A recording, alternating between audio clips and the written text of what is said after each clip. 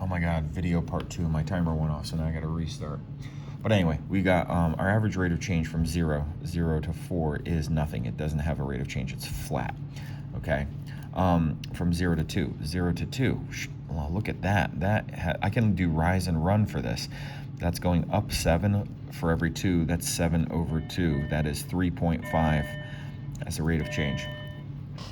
2 and 4 here. So we're going from 2, this value here, down to 4. That is going from 7. That's a negative 3.5 drop. And from 2 to 5. Let's see, 2 to 5. Ooh, looks like that is going up 2 for every 1, 2, 3, 2. So that's a 2/3. If we're so order these from So what is the order? It's going to be C, then A, then D, then B. Okay, but that's looking at it. Average rate of change here, we can just use the graph for it. Number 5. So again, we've got numbers here. Oh my God, there's so many things. So we want to say, is it increasing, decreasing? Identify those intervals. So let's see, the first interval going from this point here. Let's use the identified points that we have here. From here to here. So from the x value, negative 1.21, inclusive of that, going up to 1.4 to 1.4. That is increasing. I ideally should use the whole word increasing. And then it decreases. So the next one is a decrease from that, picks up at that 1.4 and goes all the way to the x value of 3.56. And then we could also then say, going beyond this, from here to here, it's going to be like consistently increasing and increasing.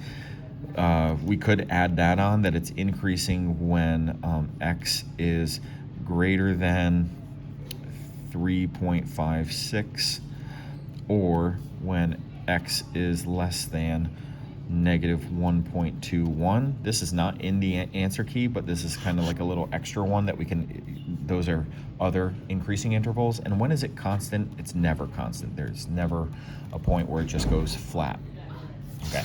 And the last one, sketch this graph that's increasing. There's going to be an infinite number of these things. So the function that is increasing from x is less than negative 5. So go to negative 5 here, and it has to be something that is increasing up until there. I didn't have to have it end right here. I could have had it like go to a point up here or a point down there. There's so many things, but once it stops there, from negative 5 to 0, it's increased, it's constant. So then my graph would go flat until I get to 0, until I get to 0, until I get to 0. These are 3 possible graphs I'm basically doing here. And then it's decreasing for x is greater than 2. So it's like, increasing. So then there's going to be some sort of like an increase. So maybe it does that. Maybe it's just increasing just a little bit, or maybe it's increasing a lot.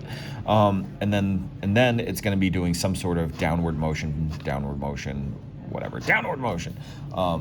Anything like that. Shapes are going to be fine. Hopefully that makes sense, folks. Take care. Bye.